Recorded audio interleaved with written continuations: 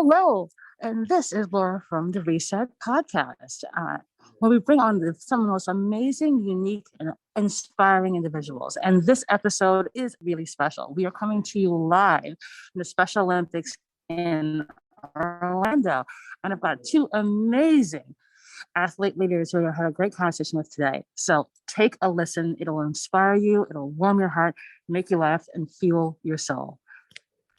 All right. Hey, everybody. Great to have you guys on the Reset Podcast. So, first things first, please introduce yourself. We'll start with Renee. Hello, my name is Renee Manfredi. I'm a Special Olympics athlete from Texas. I recently moved from Hawaii to the Lone Star State of Texas. So, as we say in Hawaii, aloha. I am a Sargent Shriver International Global Messenger, a Health Messenger, and a Global Messenger. And I am also an SOI a Special Olympics International consultant. And it's so nice to be here. Awesome. Thanks so much, Renee. Hey, Daniel. Thanks, Laura, for having us on your show. I'm Daniel Smrokowski, and I'm also an athlete leader from Special Olympics Illinois and a Southern Shriver International Global Messenger. And I also work as a service ambassador at United Airlines. And for 14 years, I've been podcasting on specialchronicles.com. Awesome. Always good to interview a fellow podcaster.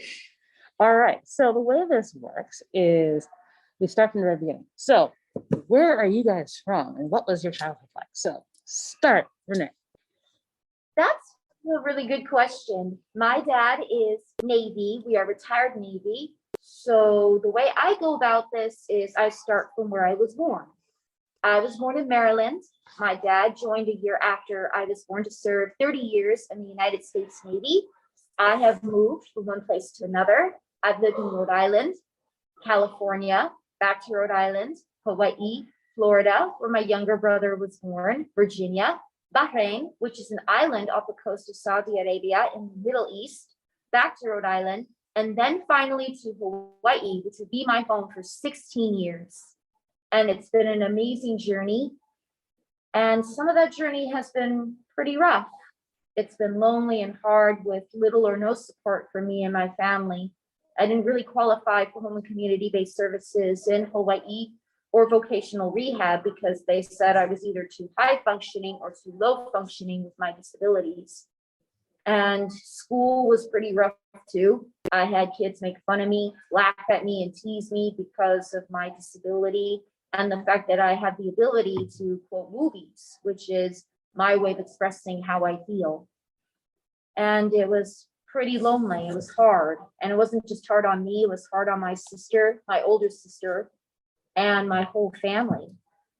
This is basically a journey of faith. We never lost sight of where the Lord would lead us. We never gave up. And it wasn't until I was in my 20s that we learned about Special Olympics. And I admit, I was a bit hesitant about joining because I'm not what you would call talented in sports. And I wasn't really keen on the idea of being made fun of for messing up in any of the sports I was in. But when we walked through those doors, it was like walking through a whole new world of opportunity and acceptance. My mom told me when I admitted that my concern that what if we got to lose? We don't like it, we won't go again. And I have to tell you, I've never regretted that decision. I've never looked back. It was the best thing that ever happened for me and my family. We were welcomed with open arms. We were accepted. We were welcomed into their ohana, which is family in Hawaiian. And it's been an amazing adventure and journey. Fantastic. And you seem to have been all around the world. It's an incredible story. Hey, Dan, how about you? For me, so my journey started 33 years ago. I was born in Southern California in Long Beach, and then I moved to the Chicago area where I continue to live today. And when I grew up in school, I wasn't that good with sports, and I didn't have a lot of friends or even self-confidence growing up. And even in my very early school years, I would come home in tears because people would make fun of me of the way that I will speak, or they didn't totally understand me. And then fast forward years later, in when I was in high school, that's when I was supposed to introduce to Special Olympics, and I started competing.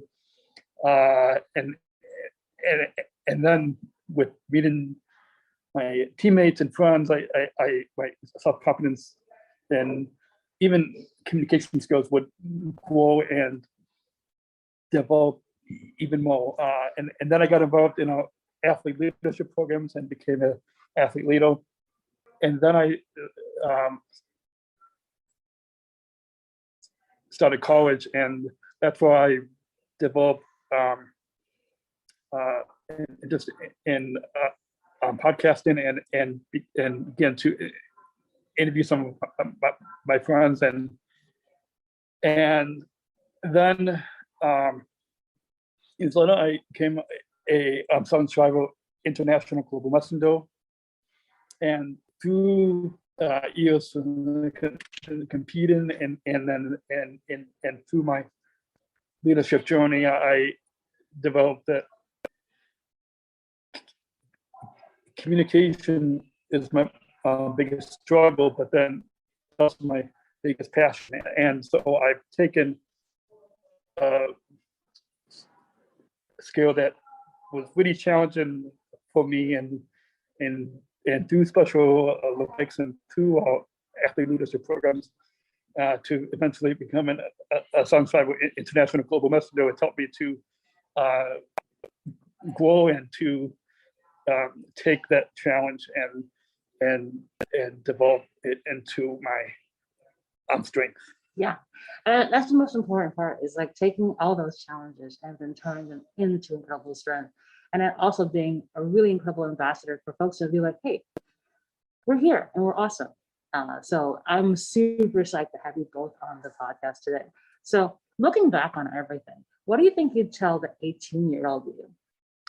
I would tell my 18-year-old self, don't give up, don't lose faith, and don't lose hope, because the Lord's got you in the palm of his hands, and he's directing you in a direction that you will never see coming, or you've never seen coming, which is how I felt when I stepped through those doors to Special Olympics. I never knew where my path was going to lead me.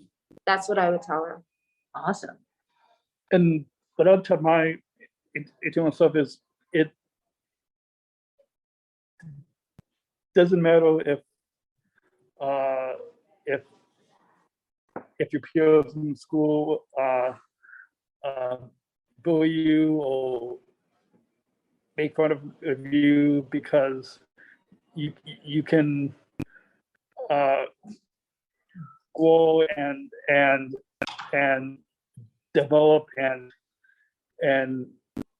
connect with your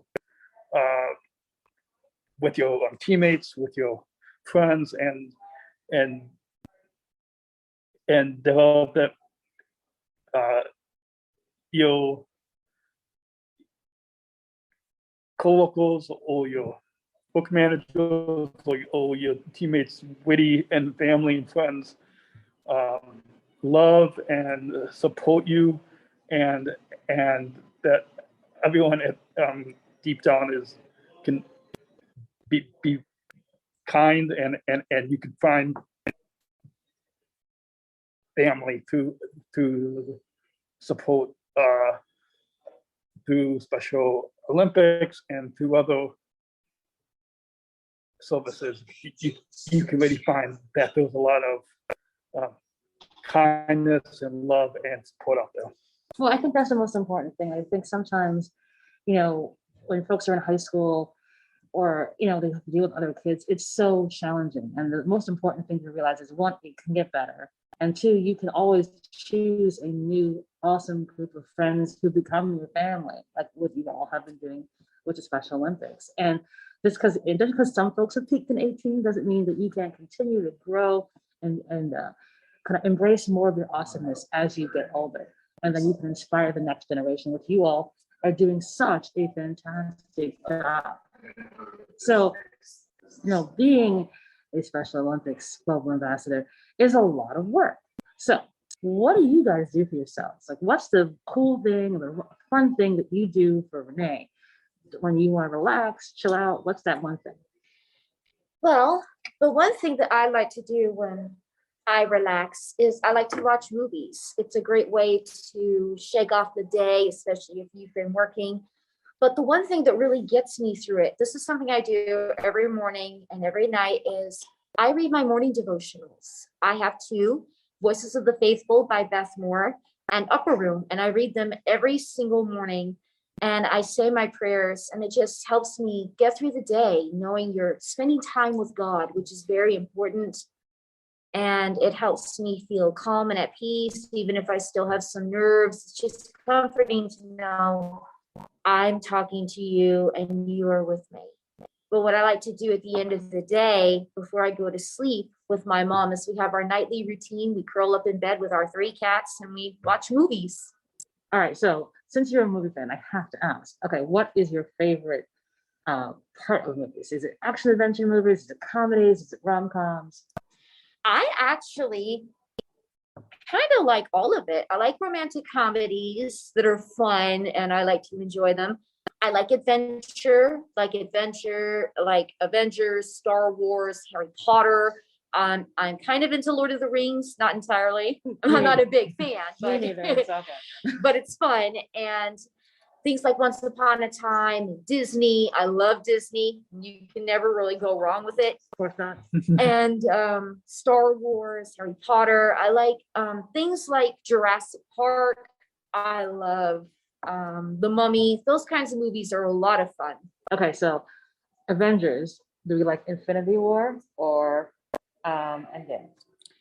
Actually, I wasn't too, those movies really had me on edge. That wasn't the ending I was hoping it would be. I was hoping they would get the time stone and reverse everything. That's the thing I never understood. I was like, Iron Man can still come back. I don't get it. Why? I guess they had to make a whole new series of it, so okay. But the new Disney Plus series, like the multiverse, I'm super excited about, because now there's all these possibilities for alternate universes. So yes, I do like that. Actually, on Disney Plus, the Obi-Wan Kenobi series has been released, and I'm super excited about that. That focuses on his time on Tatooine. We don't really know. People guess. Yeah, I'm super psyched about that as well. It's on my list of things to binge watch once I get back to New York. But awesome. So hey Dan, how about you? What's the thing that you like to do to like relax and chill out and just chill? So one of the things that I love to do to relax is take a lot of long walks, and just to collect my thoughts, and even say prayers when I walk, just to kind of, it's helpful to really talk to God and know that He loves you, and that really kind of helps to calm me down. And then also going on long bike rides. I love that. Like that's, I don't compete in cycling, but I love just that form of exercise, and it's also, especially when there's a lot of wind and breeze. That wind when you go on a long bike ride kind of also helps to calm down and relax, and it's good to have that exercise too, but it's more, I just find that going on a bike ride and taking walks really helps to calm me down and relax.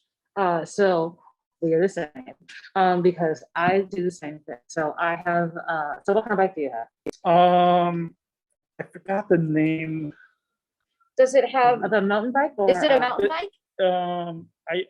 the straight arms or the curl ones? It's the straight arm. So mountain bike. mountain bike, yeah. I have one of those too. I love to do a bike ride as well. It's one of my exercise routines, and it's just so freeing to be out there. I mean, walking is good, and I do it, but bike riding, you're going fast, but you're not running really. But it's just so freeing to be out there. Yeah, there's something really unique about the experience when you're on the bike. Like it's like you're on the bike and you have like it's as if you sort of you're in your own zone, and it is so calming. Like it wasn't something I did a lot before, but during the pandemic, I live in New York City, so very rarely would I ever be on a bike in New York City. No, it's crowded there, isn't it?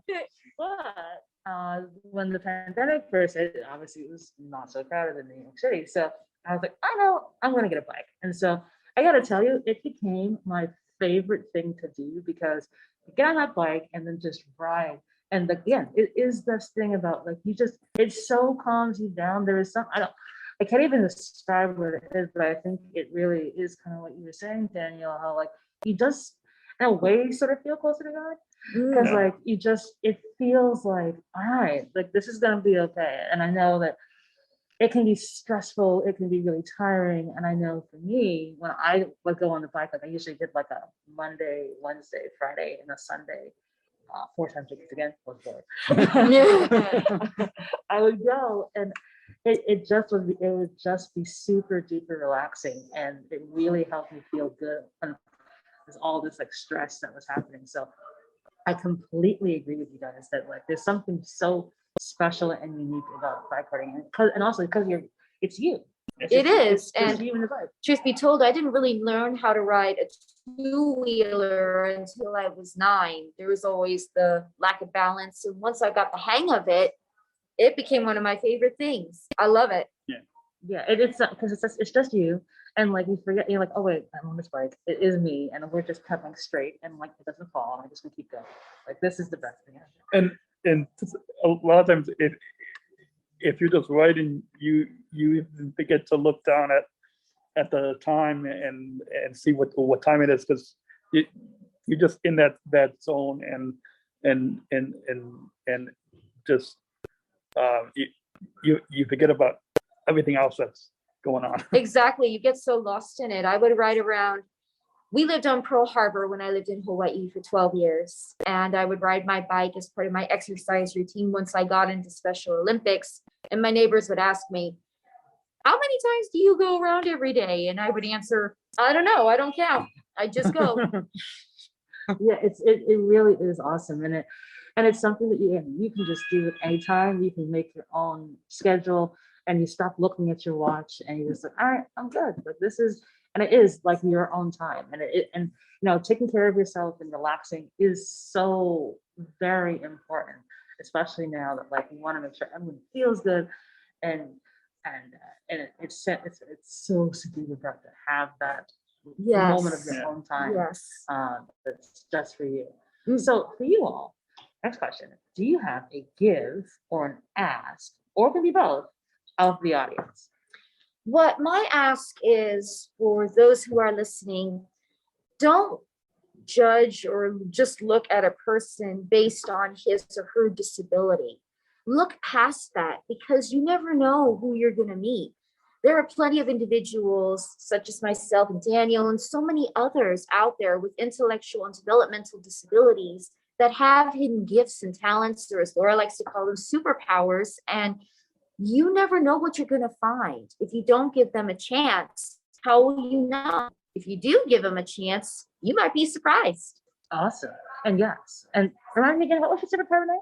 I have 3. I am a passionate public speaker. When I share my story, I really feel like I'm making an impact. I am hoping that my story will open the eyes and touch someone. If not everybody, then hopefully just one person to help them understand better. My passion is to be the voice for those who can't speak up for themselves, because when you can't communicate, you're in a bit of a prison. And I was let out of that prison. That's why I love public speaking. The other is that I can sing. I've been able to sing ever since, well, forever. It was basically Disney movies, obviously. I think movies like Sleeping Beauty and The Little Mermaid that inspired me to sing. And when I sing, I just love sharing my gifts and talents with those who listen and want to listen. But I also love being in character. That's the fun part. And I can quote movies. It's been a talent that I've had ever since I was 3 years old. And it's my way of communicating, I guess. But I just love sharing what I can do nowadays. Sometimes it's just my way of saying, I'm so excited to be here, but I didn't know how to say it. Awesome. I love it. All right, hey, Daniel. So do you have a give and or an ask of the audience? Well, what I'd ask of your listeners is similar to what Renee said, and that is to take time to listen to other stories, especially others who are different than you, that might have intellectual disabilities, like Renee, myself, and the millions of other special Olympics athletes across the globe. And when you take time to talk to us and hear our stories, like what you're doing today, you really get to know that there was a lot that we can offer the community and society, and that you can look beyond all disability and see us as a person,